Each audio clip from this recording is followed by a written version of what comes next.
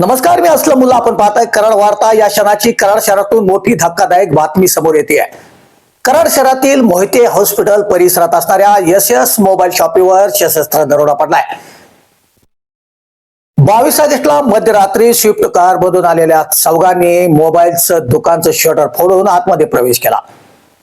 300 ते 400 मोबाईल या चौघांनी स्विफ्ट कार मधून लंपास केलेत.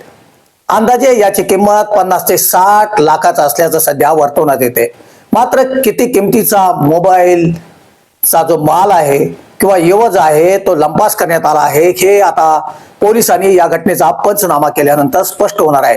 मात्र चौघांनी सध्या मोबाईल शॉपीवर दरोडा घालून 50 ते 60 लाखाचे मोबाईल चोरून नेल्याने कराडसह परिसरात मोठी खळबळ आली आहे. घटनास्थळी डीवायएसपी राजेश्री पाटील, वरिष्ठ पोलीस निरीक्षक धरडे साहेब, डीबी पथकाने सध्या तात्काळ धाव घेत या संदर्भात माहिती घेण्याचं काम सुरू केलंय.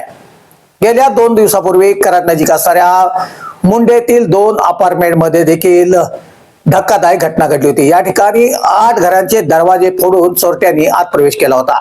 2 दिवसानंतर पुन्हा कराड शहरातील मोहिते हॉस्पिटल परिसरात असणाऱ्या यस मोबाईल शॉपीवर दरोडा टाकत 50 ते 60 लाखाचा माल लंपास केल्याने सध्या मोबाईल व्यावसायिकांच्यात मोठी खळबळ आली आहे. महागडे विविध कंपनीचे मोबाईल लंपास केले असून या संदर्भात सध्या पोलिसांच्याकडून माहिती घेतली जाते.